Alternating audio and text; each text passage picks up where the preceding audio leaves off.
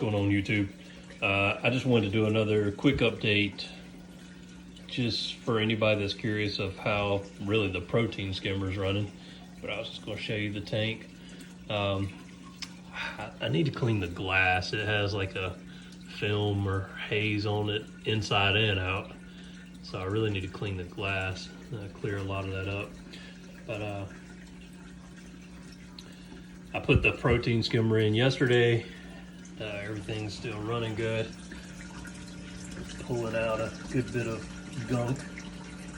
It's not super dark, you know, and this is mainly geared towards people that just don't know.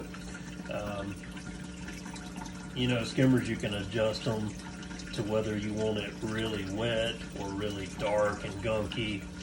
You know, it's just kind of personal preference. So, you know, doing it, I like to do it kind of in between, but I just hadn't really adjusted it yet. I'm just going to let it run this way for a little while and see what it does. But doing it this way is pulling out a good bit, but you have to probably have to empty it more often. So we'll just let it run and see how it goes. But it is already with really, I mean, I hadn't touched it since yesterday, so it's pulling a good bit of stuff out of there. Still running fine, no issues. Everything seems to be working fine. Need to actually let me stop for a second, and then I'll come back and show you inside the Chaeto reactor. We'll do a little update there and see if we can tell if it's been growing any.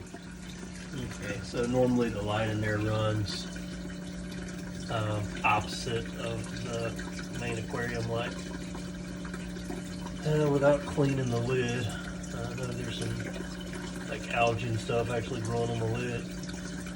You can tell there's some Chaeto growth. I don't think it's growing extremely quickly or anything.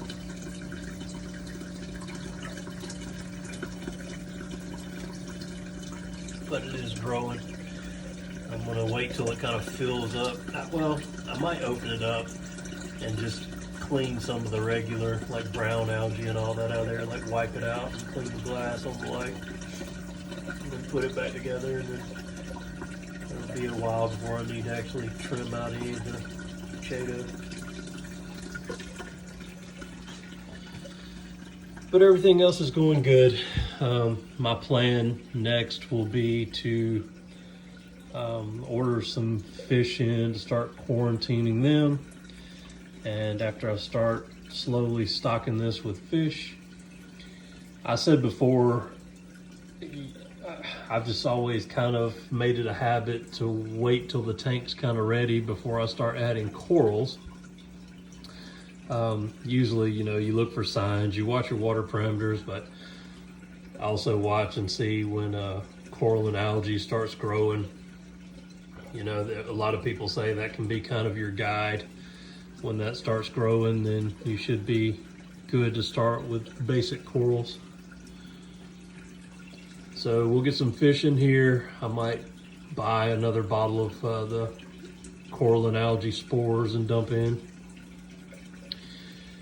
And, you know, either wait 6 months, or if I start seeing signs of the coral and algae taking off, I might add, you know, a couple of easier corals. Ahead of that, I might go ahead and add a clam in here. That's one of those things that some people say, you know, you should wait on a clam for 6 to 8 months or whatever, but I've introduced them early on and even put the one in the water box, and I mean, it's healthy and fine. I've just never had an issue. So I've introduced those basically right after the tank cycled and done very well. So that's, you know, you kind of do whatever works for you. So that's what I do. And it's like I said on this channel, I'm not doing these videos to ask for any kind of advice. I've been doing this so long, I'm not saying that I do any of it the right way.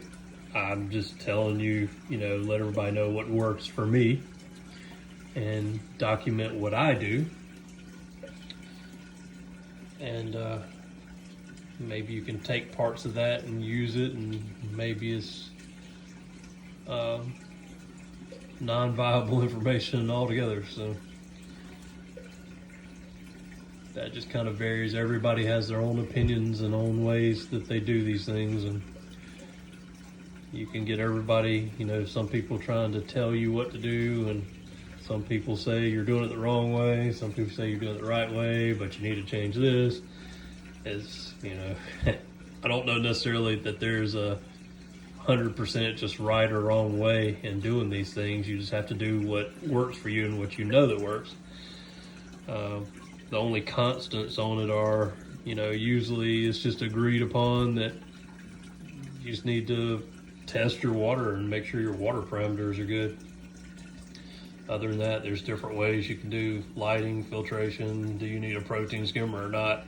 Some people say you can't run a tank without one, you know, they swear by them. I'm not putting one on the water box, and I've had tanks before where I didn't use them.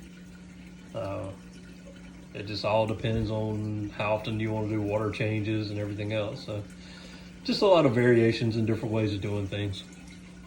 But anyway, just a quick update I wanted to do, mainly just to show you kind of what that protein skimmer was doing and pulling out so far, and just a short little discussion there. Let me know if you have any questions, and thanks for watching.